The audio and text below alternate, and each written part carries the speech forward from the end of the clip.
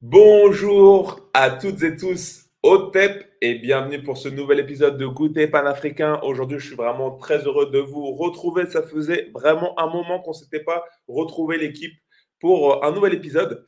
Et je vois autour de la table qu'on a le sourire de se réunir une nouvelle fois sur le Goûter panafricain. On va parler de la Nouvelle-Calédonie, de ce qui se passe en ce moment sur cet archipel.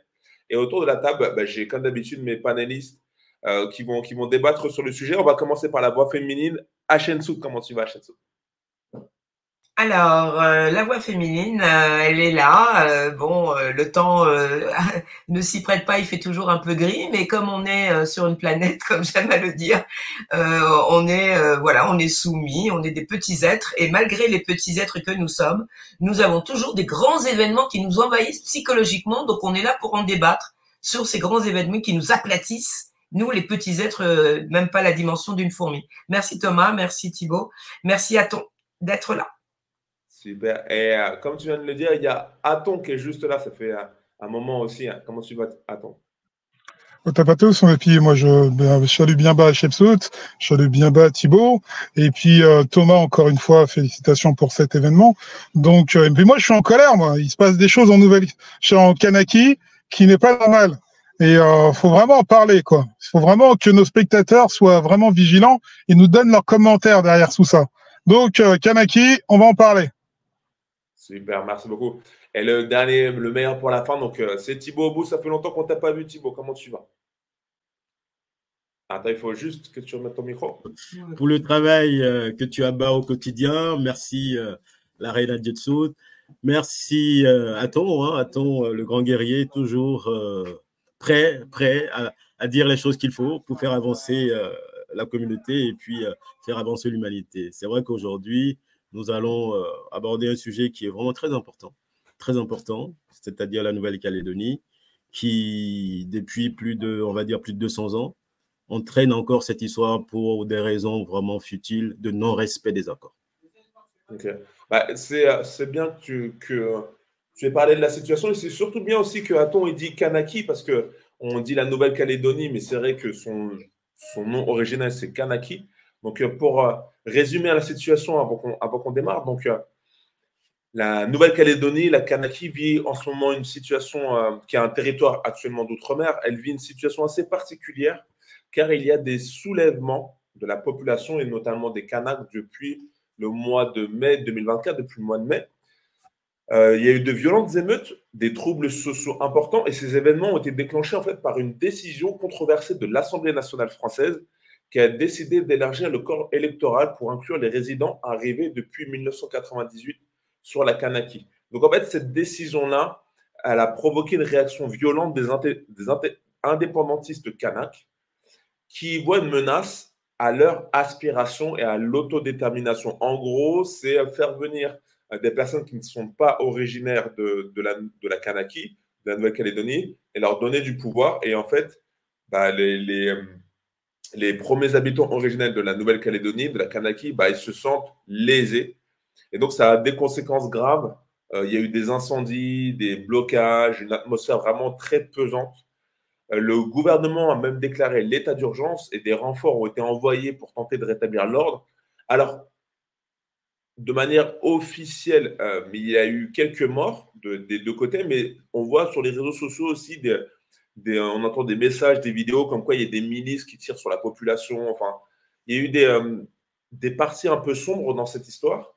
Et même le président Emmanuel Macron a annoncé, est venu pour apporter une solution, trouver une solution pacifiste à cette crise. Donc, on va démarrer tout de suite le débat. Donc, déjà, je voudrais avoir votre avis sur cette situation.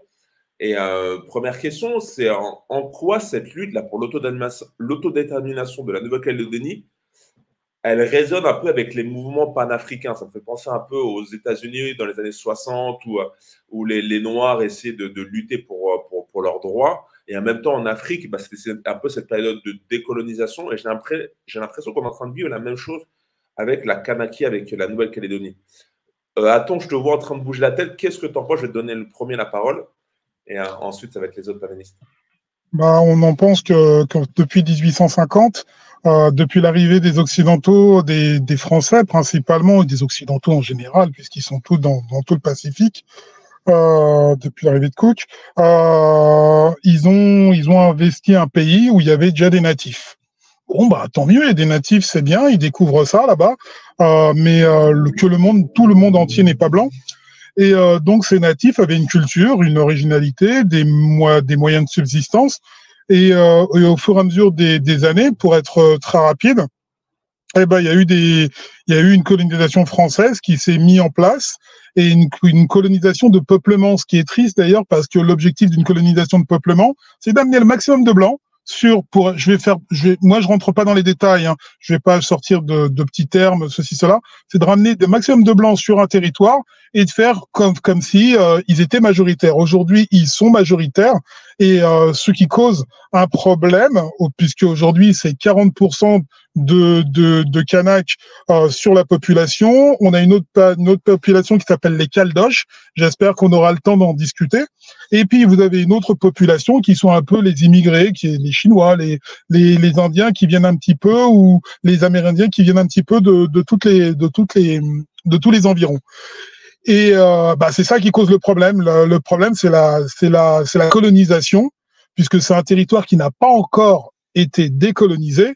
Et c'est ça le problème. C'est qu'aujourd'hui, en 2024, en 6260 pour les Kémites, on a encore des territoires qui ne sont pas encore décolonisés. C'est scandaleux. Et c'est pour ça que mon coup de gueule va vraiment pour les Kanaks, en leur disant que ce territoire devrait être décolonisé avec une bonne pensée positive. Ceux qui veulent rester doivent rester et ceux qui doivent partir doivent partir. Voilà, c'est ma petite remontrance, mais je voudrais avoir les avis des autres personnes. Quand tu dis ce territoire n'a pas été décolonisé, est-ce que tu penses aussi aux Antilles, par exemple? Les Antilles, c'est vraiment un autre sujet, puisque à la base, sur l'arrivée des Antilles, les Antilles, à la base, il y avait ce qu'on appelle des Kalinagos, des Indiens, des Indiens qui vivaient là, ce qu'on appelle les Kalinagos, et ils ont tous été massacrés par les Blancs. Dès qu'ils sont arrivés sur les îles, les Blancs ont massacré tout le monde. Donc ils ne se sont pas posé de questions. Ils ont dit qu'au fur et à mesure, dès qu'ils deviennent de plus en plus forts, ils ont tué tout le monde. Et c'est l'un des premiers génocides au monde. C'est aux Antilles que ça se passe. Donc, c'est les premiers génocides. C'est là où on voit des populations qui existaient et qui ont disparu de la planète. C'est toujours les mêmes, hein, c'est toujours les mêmes occidentaux. Et pour bien remonter, ça remonte pas si longtemps que ça. Ça fait à peu près 7 générations. 1850, si pour les gens qui disent que c'est très vieux, c'est pas si vieux. Hein. C'était hier. C'est 7 générations. Donc, il faut... Les Antilles, c'est un autre débat, puisque dès que les Blancs ont massacré tout le monde, ils ont fait venir en masse une population africaine, noire, qui est encore qui sont encore sur ces îles. On parle de l'Haïti, on parle de la Guadeloupe, la Martinique, enfin bref, toutes ces îles-là. Donc, c'est pas la même population. C'est pour ça que les deux sont différents. L'un, c'est les dom-tom. Les Blancs adorent ça, distinguer les deux choses. Et l'un, c'est les territoires qui ne sont pas encore décolonisés et qu'on va parler. Très bien. Je vais donner la parole à Shensout pour changer et après je donnerai à Thibaut. Qu'est-ce que tu en penses de cette situation et pour toi, est-ce qu'elle résonne avec le mouvement un peu panafricain? Alors, tu as bien introduit le sujet en faisant le parallélisme entre l'Afrique et puis la Nouvelle-Calédonie. Tu fais le parallélisme et a-t-on donc à donner les éléments de réponse, c'est-à-dire que on a affaire donc à, malheureusement, la métropole que l'on appelle la France, à des pratiques qu'elle connaît, qu'elle a appliquées, donc pas forcément, pas nécessairement uniquement autour des mélanodermes, mais elle l'a fait aussi en Indochine. Et voilà, donc c'est-à-dire que on retrouve à peu près les mêmes bases, c'est-à-dire l'installation donc d'une monnaie. Hein. Il faut savoir que la Nouvelle-Calédonie donc dispose donc d'une monnaie qui est assez incroyable et elle dispose donc de bases militaires. Et que ces bases militaires donc sont installées sur le territoire pour défendre donc les intérêts de la France, hein, et que le franc CFA c'est pour maintenir une parité avec l'euro, mais avec comme soubassement l'impossibilité pour les entreprises de faire réellement commerce librement avec d'autres pays limitrophes, en sachant qu'ils doivent obligatoirement centraliser les disponibilités de leurs devises au Trésor public français. Donc, il y a quelque chose que l'on reconnaît effectivement que les Africains francophones connaissent bien. Et puis, il y a le fait que la Nouvelle-Calédonie actuellement est partagée en deux. Les îles, la partie sud est occupée essentiellement par une population locoderme, caucasienne essentiellement, et la partie nord est peuplée de Mélanésiens. Et celle qui se trouve donc au sud est en grande majorité donc pour le maintien donc de la Kanaki, en l'occurrence la Nouvelle-Calédonie. Ce sont des Caldoches. Ils veulent le maintien donc de ce territoire au sein donc de la République française. On les appelle donc des loyalistes. Ce sont des Caldoches et ce sont des gens qui sont de l'extrême droite. Ils votent extrême droite. Ils sont armés. Actuellement, pour revenir sur les événements depuis mai, et les milices, puisqu'ils font partie donc de milices, sont en toute impunité, plus ou moins armés. Les gendarmes ne les arrêtent pas, ne les désarment pas, et ils tirent et ils font des massacres. Ce qui veut dire que les chiffres que nous avons actuellement sur les victimes de cet événement donc de 2024 sont pas ceux qu'elles sont actuellement affichées par la presse nationale. Et puis il y a la partie donc de l'île au nord qui est essentiellement occupée par des Mélanésiens qui sont foncièrement indépendantistes.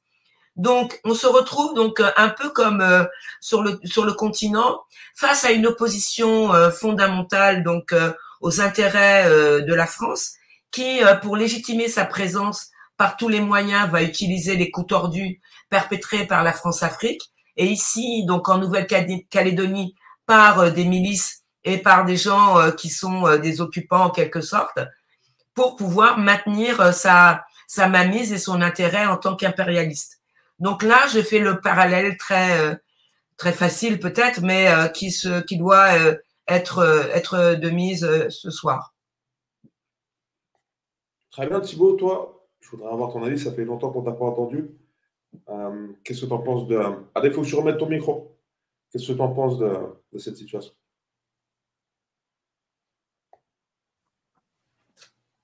Oui, effectivement, ça fait un petit bout que je n'étais pas sur le plateau pour nos émissions. Et c'est un grand plaisir de revenir sur un sujet qui est à la fois très important parce qu'on voit qu'en 2024, on est encore au retour des années 1800 pratiquement avec la Nouvelle-Calédonie et la France. On se rend bien compte que même quand l'ONU, parce que ce qu'il faut préciser, c'est que les Kanaks ont poursuivi la France devant les juridictions de l'ONU et ils ont eu gain de cause. Et l'ONU a dit qu'il fallait absolument que la France décolonise. Donc, ils ont attaqué juridiquement, ils ont eu gain de cause. Et depuis, la France n'a cessé de ruser avec les Kanaks en faisant des accords non respectés qui sont toujours prorogés, toujours des référendums qui ne donnent rien au final. Donc, à quoi nous assistons aujourd'hui? Nous assistons par exemple à deux types d'état d'esprit. On a l'état d'esprit de l'Européen blanc qui pense que, en fait, l'être noir n'a pas lieu d'exister. Il n'a pas lieu d'exister. Et même si il a gain de cause devant la justice, mais on peut s'asseoir là-dessus et faire de la communication dans les télévisions, dans les radios et montrer toujours que, en fait, nous sommes propriétaires de cette terre. Ils n'ont rien à dire. C'est un peu, pour résumer, pour que les gens comprennent, c'est de ça qu'il s'agit. Je parle un peu comme ça pour que les Français comprennent que s'il s'agit d'eux-mêmes, par exemple, ils ont eu des cas avec l'Allemagne, ils se sont battus pour acquérir certains territoires comme Nice et d'autres. Et donc, pourquoi dans le cadre de la Nouvelle-Calédonie et d'autres, pourquoi ils s'arc-boutent à vouloir faire d'un pays leur pays? Je signale que la Nouvelle-Calédonie est pratiquement dans l'océan Pacifique, on va dire en Australie, hein, ça c'est l'Australie, et ici nous sommes en Europe. C'est des milliers de kilomètres. Comment on peut penser qu'à des milliers de kilomètres, on peut encore aujourd'hui, en 2024, avoir des territoires? Et Aton a dit quelque chose de très intéressant, mais je vais juste compléter ce qu'il dit, parce que sur les Antilles, malheureusement, c'est le même problème, en fait. C'est exactement le même problème. Pourquoi? Pour une raison simple, c'est que aux Antilles, on a légendé l'histoire des Antilles en parlant des Indiens. Je le répète et je le redis, l'histoire des Indiens, c'est vraiment de la légende. L'être humain est né en Afrique. Et donc, en Amérique et dans les Antilles, il n'y avait que des Africains. Je signale qu'en Europe, jusqu'au XVIIe siècle, toute l'Écosse, toute l'Irlande et l'Angleterre, il n'y avait que des Noirs en majorité, y compris le roi lui-même était noir. Hein? Vous avez le livre de John Mackey. Le livre de John Mackey, c'est l'intendant de la royauté, c'est-à-dire c'est une personne qui est là pour décrire le roi, ses ministres et comment ça se passe dans la royauté et qui sont ces personnes qui dirigent. Au XVIIe siècle, hein. Vous imaginez, au XVIIe siècle, en Europe, on a une majorité de Noirs au XVIIe siècle. Alors en Amérique, ils sont à 90% d'Africains. Je ne dis pas des gens qui sortent d'Africains, à 100% Africains. Donc les gens ont été blanchis. L'histoire a été vraiment légendée. Donc ce qui fait qu'à chaque fois que nous avons affaire au même problème, on arrive à trouver un système de dissociation. C'est-à-dire qu'on a deux populations qui sont colonisées. La France a rusé avec la départementalisation en 1945. On y a cru, on se rend bien compte que quand on regarde l'administration, tous ceux qui occupent l'administration sont que des Blancs. Quand on regarde l'économie, ceux qui occupent encore l'économie, ce sont ceux qui sont venus avec l'histoire de l'esclavage jusqu'à aujourd'hui, qui ont été indemnisés, qui ont encore le monopole économique. On regarde bien quand on regarde l'agriculture qu'on empoisonne la population pour ne pas que cette population accroisse. Pour la Nouvelle-Calédonie, c'est la même chose. Les populations sont empoisonnées par les essais nucléaires. Les populations sont empoisonnées de façon réelle par des massacres. Donc, en fait, on a deux populations africaines où la France a mis son genou sur ces deux populations. D'un côté, on ruse avec la réglementation, avec le droit, en parlant de la départementalisation, en parlant des départements, mais en fait, c'est faux. Pourquoi c'est faux? Parce que c'était des colonies et c'est une réalité. C'est une réalité. Donc, eux-mêmes ne respectent pas le droit parce que à partir du moment où l'ONU reconnaît, par exemple, que la Nouvelle-Calédonie doit être décolonisée et qu'eux-mêmes ne respectent pas ça, il y a un souci. Je parle de Mayotte, par exemple. Mayotte, aujourd'hui, on remet en cause le droit de, comment on appelle ça, le droit du sol. Pendant longtemps, on disait que bon, le droit du sol, c'est-à-dire les personnes qui sont nées sur le sol, deviennent français de façon automatique. On se rend compte qu'à Mayotte, étant donné qu'il y a juste à côté, on a les Comores, il y a une population comorienne qui arrive souvent sur Mayotte pour soit travailler, soit pour des raisons de maternité. Donc, on s'est rendu compte que la population commence à croître au niveau des Noirs qui sont d'origine comorienne. Mais ceci dit, c'est la même population, hein, Comores et Mayotte, c'est exactement la même population. Il y a eu un référendum pareil comme en Nouvelle-Calédonie où l'ONU a reconnu que Mayotte devait rentrer dans les Comores. La France n'a pas respecté. Nouvelle-Calédonie, c'est la même chose. L'ONU dit, bon, on doit décoloniser. La France ne respecte pas. Et elle signe des accords qui n'ont rien à voir avec le droit. C'est si comme vous prenez quelqu'un qui a les fusils, notre reine l'a dit, si bien dit tout à l'heure, ils ont des armées sur place. Comment vous voulez signer des accords avec des gens qui ont des canons sous vos têtes? Comment voulez-vous signer des accords avec des gens qui occupent vos territoires et qui vous mettent non seulement en minorité, mais qui vous mettent dans des casernes? Je répète encore que la plupart des Français blancs qui allaient en Nouvelle-Calédonie, c'était des bagnards. C'est-à-dire, ce sont des personnes dont on ne voulait plus en France.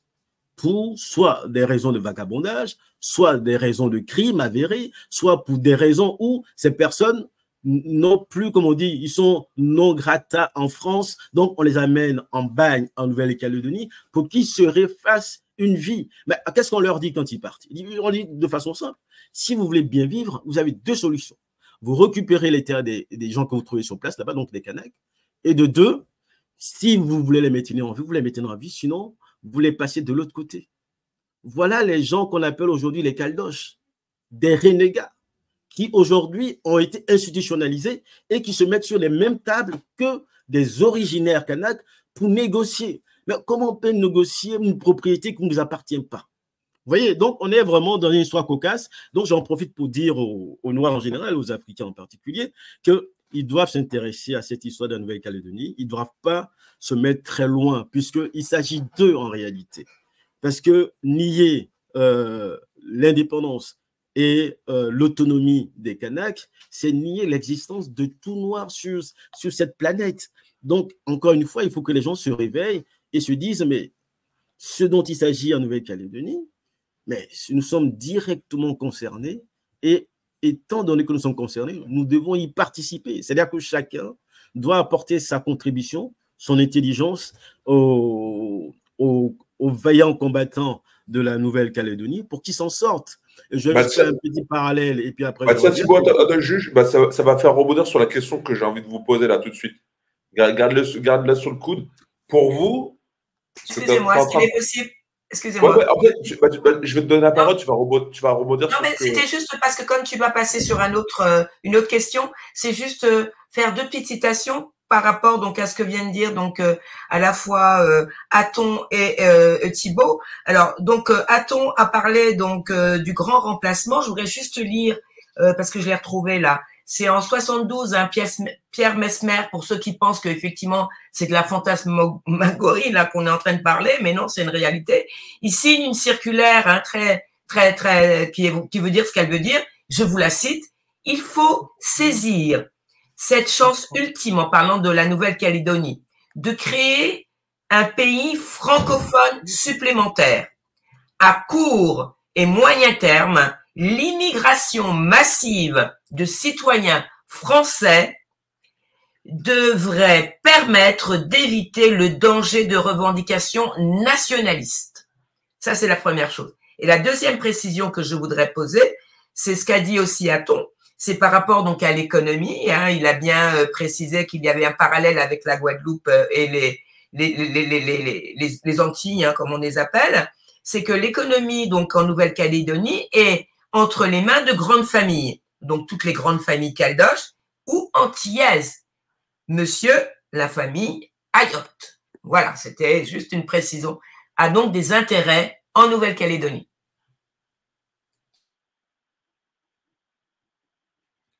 Ok. Alors, je vais vous poser une question. Comment pour vous, parce que tout à l'heure Thibaut parlait des pays africains, et j'aimerais avoir votre opinion. Comment la communauté internationale, et plus particulièrement les pays africains, peuvent-ils soutenir la cause kanak, tout en favorisant, on va dire, parce qu'on veut quand même ça aussi, on veut une stabilité et la paix dans l'archipel. Donc, je répète, comment la communauté internationale, et plus particulièrement les pays africains, peuvent-ils soutenir la cause kanak tout en favorisant la stabilité et la paix dans l'archipel? Pour vous, comment ça serait, s'il devait avoir une solidarité, comment il pourrait l'aider? Attends, si tu as envie de démarrer, ou peut-être à Shensu.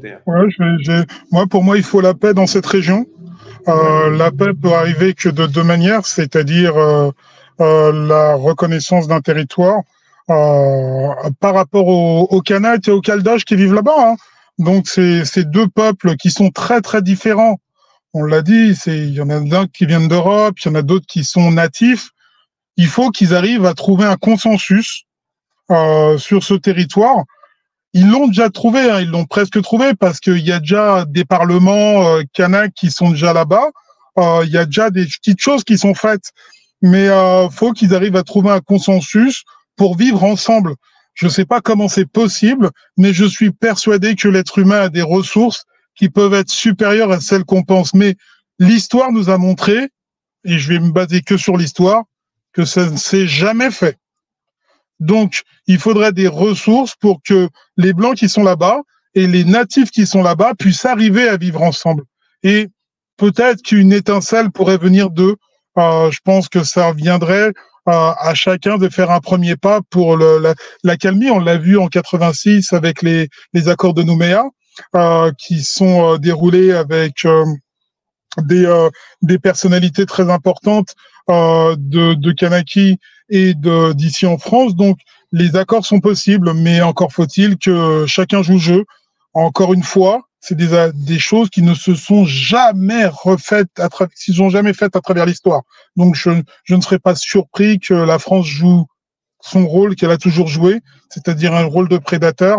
Je vais être dans la réalité et que les Kanaks se fassent avoir. Maintenant, pour en revenir à la question sur l'Afrique, l'Afrique, quasiment toute l'Afrique francophone n'est pas libre, donc elle est encore sous pression de nations européennes. Et je vous rappelle qu'ils sont encore sous franc CFA, etc., qu'ils ont encore des accords coloniaux, que l'éducation est encore faite dans une éducation qui n'est pas la leur. Donc on a des gens qui sont totalement en dehors de leur paradigme. Et pour le reste des Africains, j'ai l'impression qu'ils ne s'en préoccupent pas. Mais c'est juste une opinion. Je voudrais vraiment qu'elle soit inversée. Je voudrais tellement avoir tort sur ça que voilà. Mais pour mon lien, c'est le vivre ensemble doit être respecté. S'il y a un message que je veux faire passer sur Goûter Panafricain, c'est la paix, la paix, la paix. C'est ce que les gens demandent et c'est ce qu'on a envie d'avoir. Maintenant, on sait très bien qu'il y en a un qui va pas jouer son rôle, mais on verra bien qui adviendra qui pourra parce que c'est sa nature. Voilà.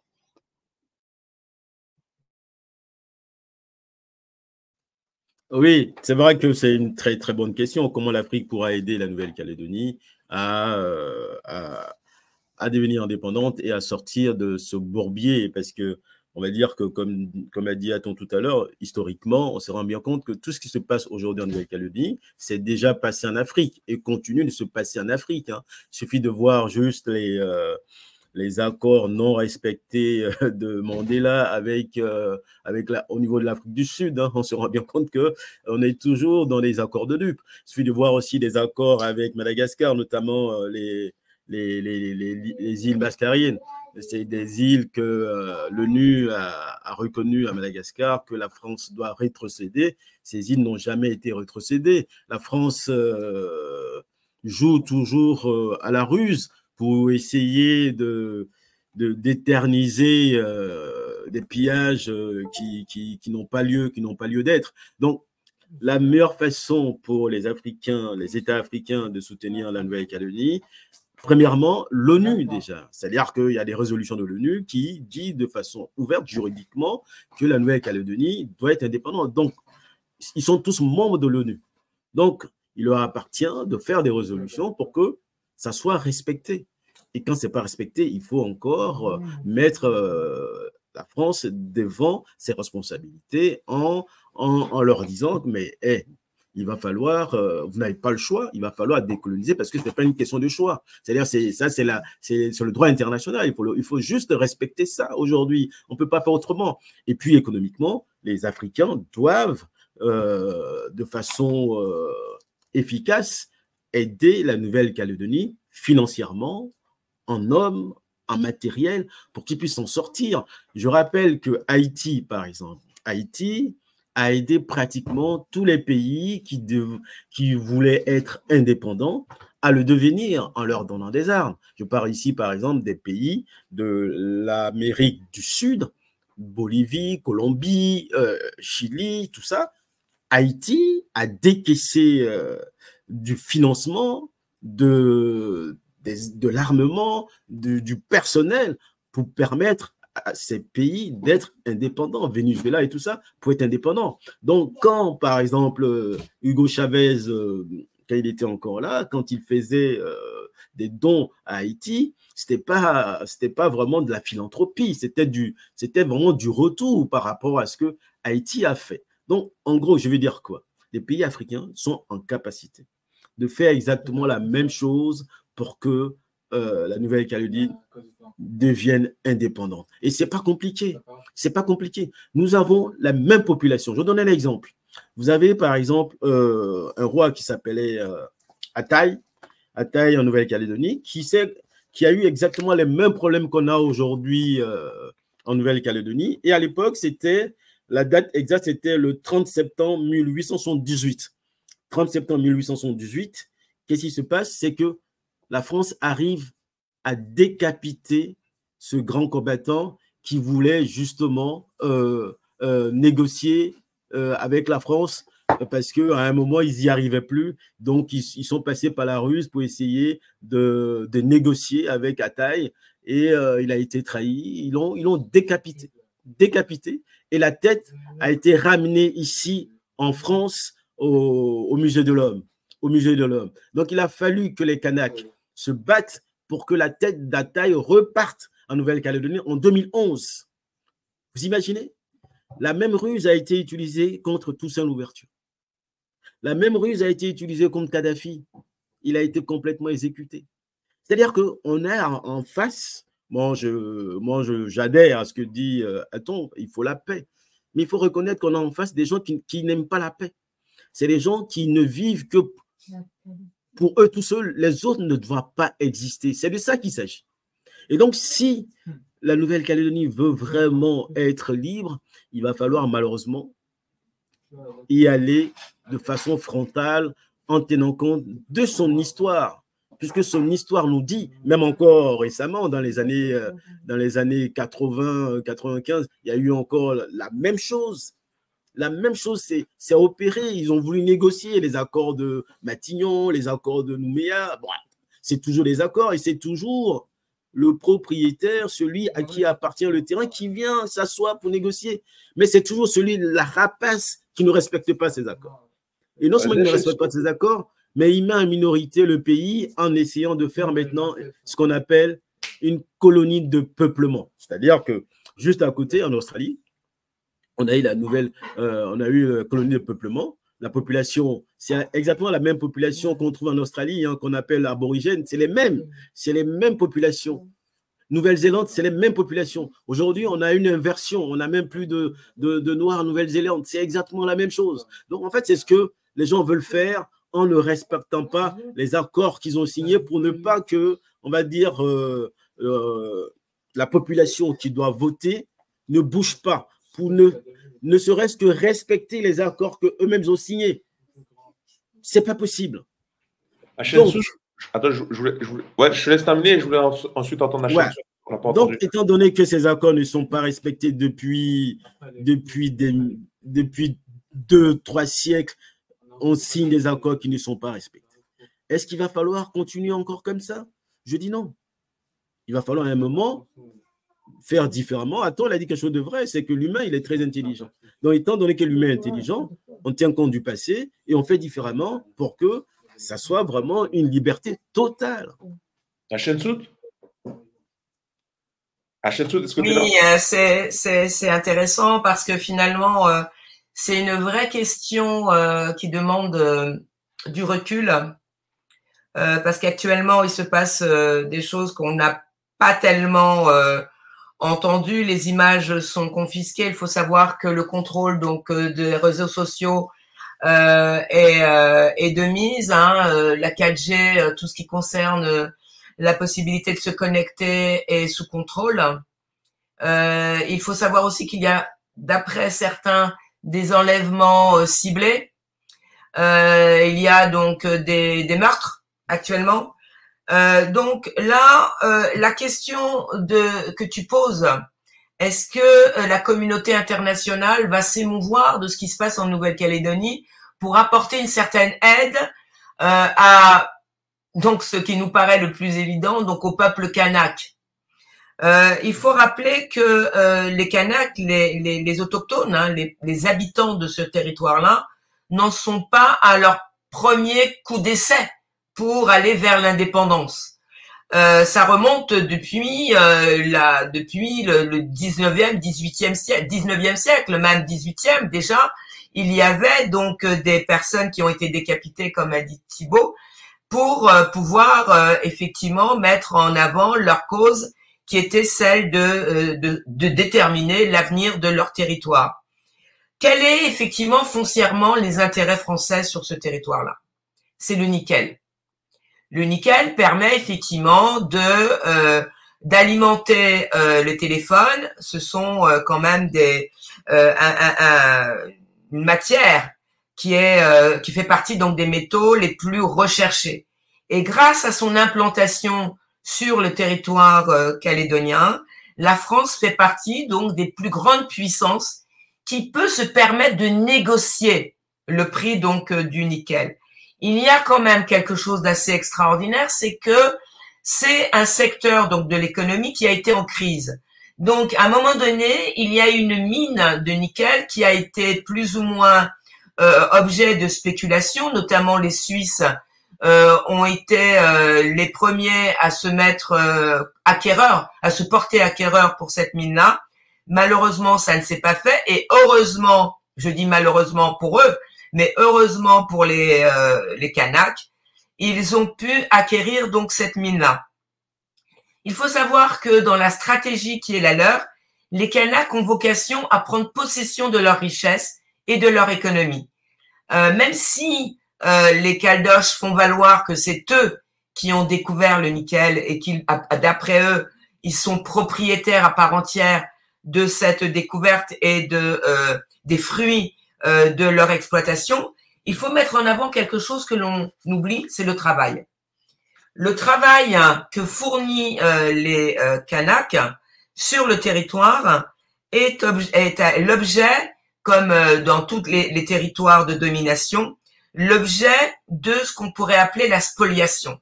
C'est-à-dire que l'on sous-paye les personnes, on les relègue dans la précarité et par des stratagèmes administratifs, on élude la question donc de l'exploitation de ces populations-là au détriment d'une seule,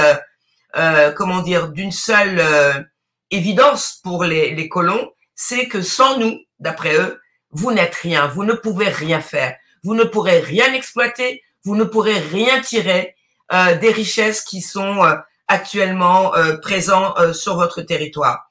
C'est un leurre, parce que si les Kanaks ont pu vivre sans la présence des Européens et notamment de la France, parce qu'avant les Français, il y avait les Anglais, c'est que justement, ils étaient ancrés dans une économie qui leur permettait effectivement de subvenir à leurs propres besoins. La question aujourd'hui qui se pose, c'est comment est-ce que effectivement des populations qui n'ont rien à voir avec les intérêts qui sont ceux des grandes puissances peuvent se détacher de ce principe de la circulation des échanges économiques. Ça, c'est une vraie question. Parce que il faut savoir que la Nouvelle-Calédonie est à proximité de deux pays anglo-saxons qui sont l'Australie et la Nouvelle-Zélande. Ces deux territoires sont arrimés aux États-Unis et ont tout intérêt à ce que la Nouvelle-Calédonie reste française. Donc, pour moi, pour terminer là-dessus, la communauté internationale, voilà, on sait à peu près dans quel sens elle va aller, puisque en 1987 et depuis, on est quand même à près de 30 ans, même plus, rien ne change. Il n'y a que ce que j'appelle des stratagèmes administratifs pour faire durer ce qu'on pourrait appeler la colonisation et finalement spolier les Kanaks de tous les intérêts qui sont les leurs. Donc moi je n'y crois pas trop à une aide qui viendrait comme ça des entités administratives ou politiques ou toute institution qui viendrait. Je pense que c'est de la lutte d'elle-même que les Kanaks pourraient sortir par le haut pour pouvoir dire et bouter la France comme font certains pays de l'AES, dire non à la France une bonne fois pour toutes. Ok, donc en fait, si je comprends bien, pour toi, il faut vraiment que les Kanaks disent non et aillent vers leur indépendance? Mais c'est clair, c'est-à-dire que les accords qui ont suivi donc le massacre d'Ouvéa et les années 88 ont abouti à un moment donné une certaine lucidité des pouvoirs publics français. Ils se sont dit on peut pas continuer comme ça, puisque la proximité entre le sud et le nord, il y a une population de remplacement, on l'a dit tout à l'heure. Donc ils n'ont pas envie de partir. Donc, à un moment donné, l'État français joue le pourrissement. Elle veut que ça perdure, elle veut que ça dure. Mais à un moment donné, il faut bien à un moment donné que ça se termine. Comment ça va se terminer? Les Kanaks ont tout intérêt à faire entendre leur voix et avoir la puissance de leurs revendications, comme on le voit aujourd'hui par les émeutes. Moi, je ne suis pas pour ce type de extrême, mais apparemment, il n'y a que cette solution qui les fait bouger. Pour vous, c'est quoi les principales erreurs du gouvernement français dans la gestion de cette crise? Et selon vous, quelles mesures auraient pu être prises pour éviter une telle escalade? Moi, je résumerais. La France, c'est le seul pays au monde, ou comme l'Occident, hein, à avoir une police des Noirs. C'est-à-dire qu'ici, en France, les Noirs étaient chassés parce qu'ils étaient noirs. Donc, pourquoi je dis ça? Parce qu'en fin de compte, on voit bien que c'est une société coloniale, ce pays, depuis le 19e siècle. Faut se l'avouer, il faut que nous, en tant que francophones, on sache mettre le doigt sur quelque chose de précis. Parce que si on parle en l'air, ouais, c'est des gens gentils, peut-être, etc. Et si on ne reconnaît pas notre maladie, eh ben, ça va encore perdurer. Donc, Hatshepsut a raison, le système colonial qui est pratiqué en Nouvelle-Calédonie doit s'arrêter. Maintenant, ici, sur Goûter panafricain, on n'a pas de solution, puisqu'on n'est pas vraiment kanak, on n'est pas vraiment de cette région, mais on le voit bien que la seule chose, c'est le combat. C'est la lutte, mais d'autres îles ont essayé de faire cette lutte-là, et aujourd'hui, en tout état de cause, économiquement, on a vu que leurs ressources, c'était le nickel, que leurs liens Internet, eh ben, ils n'étaient pas autonomes. Donc aujourd'hui, en parlant de lutte, je vois pas comment ils pourraient faire, si ce n'est de s'associer avec une autre entité qui a du pouvoir pour pouvoir continuer à lutter, puisque dans la durée, ça ne pourra pas se faire. On l'a vu en Guadeloupe récemment en 2009, ça a duré 44 jours et puis ensuite ça tombe. C'est pareil pour toutes les îles coloniales. Au bout de 44 jours, ça tombe, il n'y a plus d'alimentation qui arrive et au bout d'un moment, on doit manger. Donc, c'est un peu compliqué.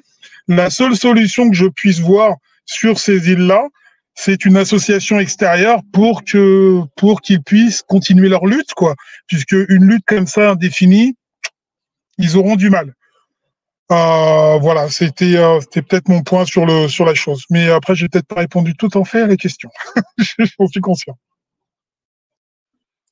Toi, Thibaut, qu'est-ce que tu en penses? Bon, moi, je pense que la France a commis des fautes graves. C'est des fautes graves. Déjà, le non-respect des accords, le non-respect des règles juridiques, le non-respect de l'ONU qui leur dit de passer à l'indépendance. Tout ça n'est pas respecté. Eux-mêmes, ils ont signé des accords, notamment les accords de Nouméa, les accords de Matignon, qui, dans les années 80, qui ne sont pas respectés par eux-mêmes. Donc, je pense que les négociations, telles que nous le pensons, parce que pendant longtemps, le Noir a cru à la parole qui est donnée, et que la parole qui est donnée valait vraiment écrit. Là, cette fois-ci, il y a à la fois la parole et il y a les écrits, mais rien de tout ça n'est vraiment respecté. Et donc, moi, je pense que la réelle sortie pour la Nouvelle-Calédonie, c'est que, parce que ce que les gens ont tendance à oublier, c'est que la Nouvelle-Calédonie ne vit pas seule en tant que territoire. Elle est dans un territoire où il y a déjà des pays indépendants qui sont plus petits que la Nouvelle-Calédonie. Vous avez les Fidji, vous avez beaucoup de pays qui sont indépendants et qui n'ont pas la superficie de la Nouvelle-Calédonie, qui n'ont pas les richesses qu'a la Nouvelle-Calédonie. Donc, je pense que la Nouvelle-Calédonie peut vivre en dehors de l'État français sans même regretter quoi que ce soit, parce que ils ont vécu pendant les millénaires sans ce contact. Depuis qu'il y a eu ce contact, ils sont vraiment dans le trou. Ils sont complètement anéantis. Ils ont du mal à voir le jour parce que la population elle-même continue à être empoisonnée de façon physique. Physiquement, les gens sont empoisonnés pour les réduire. Parce qu'il faut toujours garder à l'esprit, en fait, les pays qui sont à côté. À côté, on a Nouvelle-Zélande. On a l'Australie, l'immense Australie que nous voyons, vous n'avez plus de Noirs. Mais donc, ce n'est pas Nouvelle-Calédonie qu'on va faire les détails. Donc, moi, je pense qu'il faut garder ça à l'esprit pour dire qu'on est en face, les gens sont en guerre, et quand on est en guerre, on fait des alliances. Dans le Pacifique où ils ont déjà des États qui sont complètement indépendants. Et au-delà, ils peuvent aller même très loin pour faire des accords. Les accords peuvent se faire aussi vers la Russie. Les accords peuvent se faire aussi avec d'autres pays. Le monde est devenu un et est devenu vraiment… en fait, on est les mêmes. On n'est pas différents.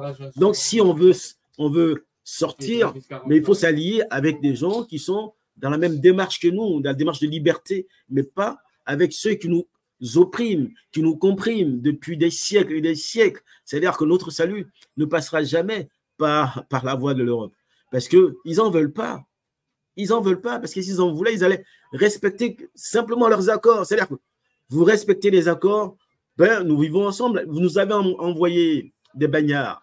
Oui, on les a acceptés. Ces bagnards sont devenus aujourd'hui des caldoches. On les accepte. On nous dit que bon, il faut geler le corps électoral pour ne pas qu'il y ait un déséquilibre démographique. Ils s'en fichent. On fait venir un maximum d'Européens, de Blancs et tout ça pour déséquilibrer la population pour qu'à terme, quand il va y avoir des votes, mais ils ont même voté récemment au Parlement pour dire que maintenant, tous ceux qui ont fait 10 ans de Nouvelle-Calédonie peuvent voter. Mais ça, c'est ce qu'on appelle de la… c'est même pas de la provocation, parce que la provocation, c'est pas assez fort. C'est la déclaration de guerre, en fait.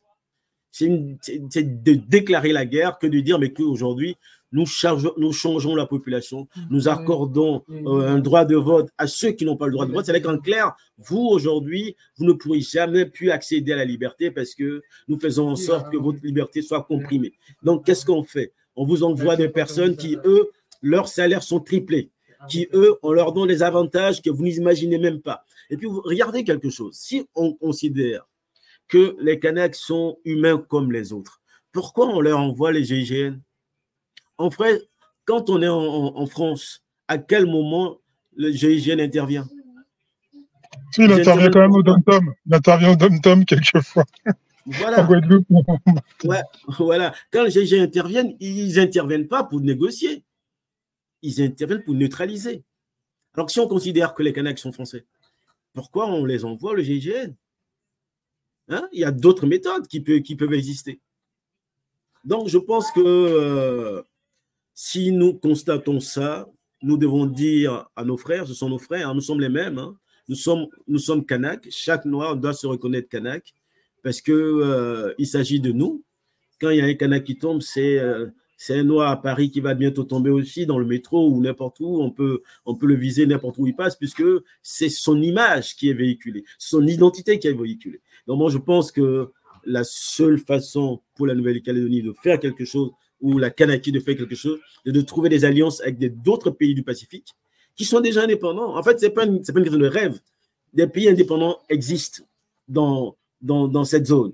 Il faut juste travailler avec eux.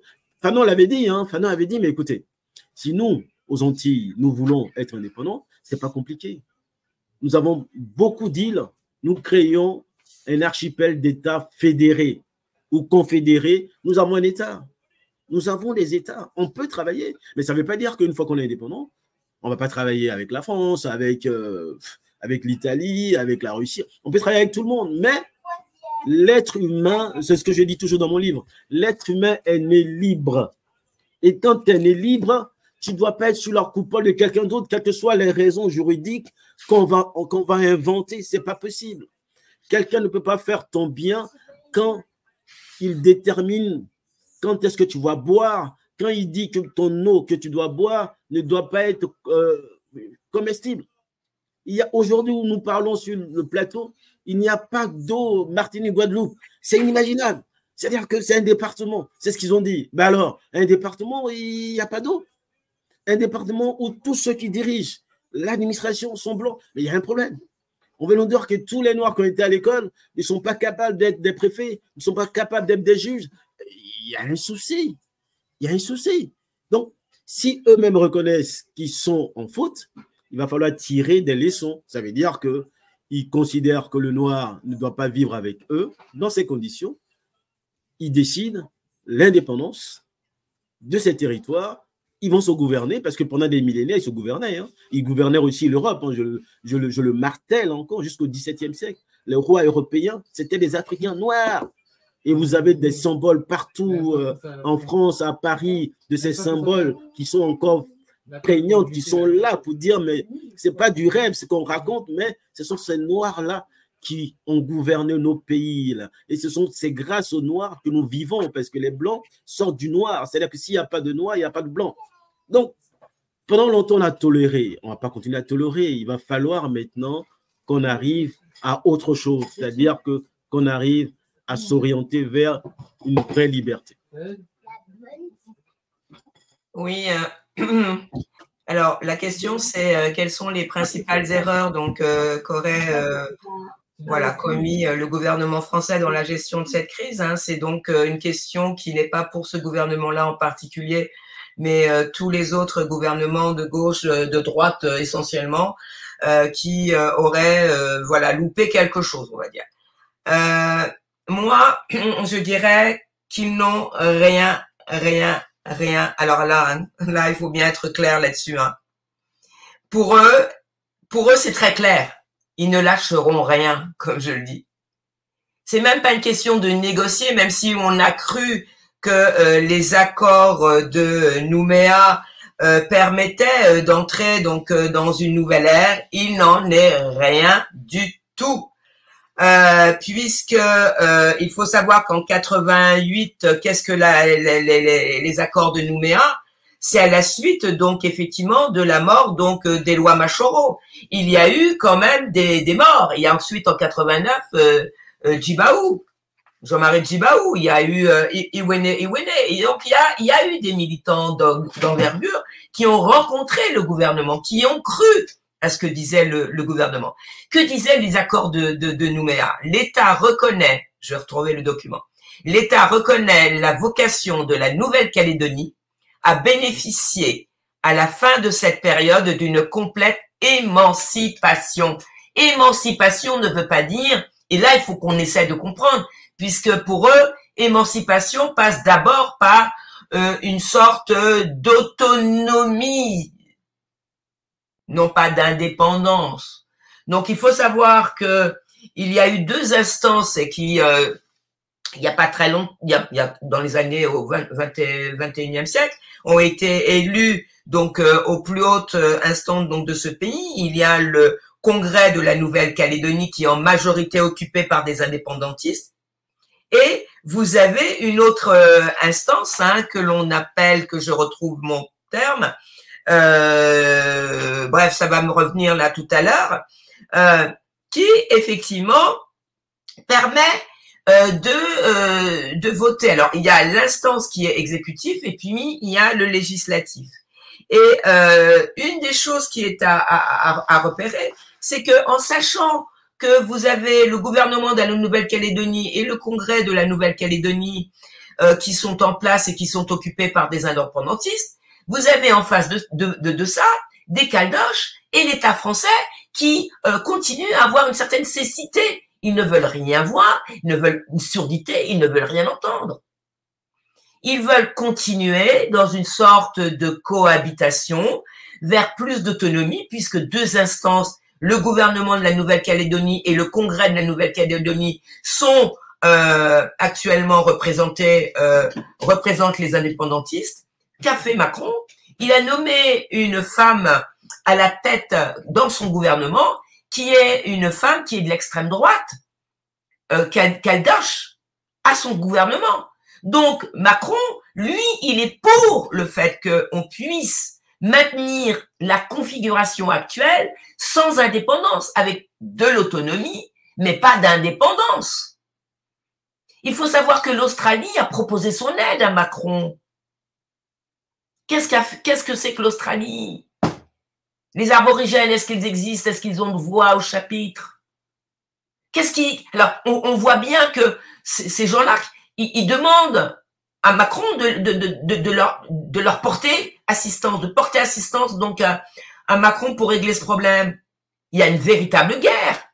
puisqu'ils ont réglé le problème des aborigènes, donc ils ont un savoir-faire. Et ils vont conseiller Macron pour éradiquer les Kanaks, pour qu'il n'ait plus voix au chapitre.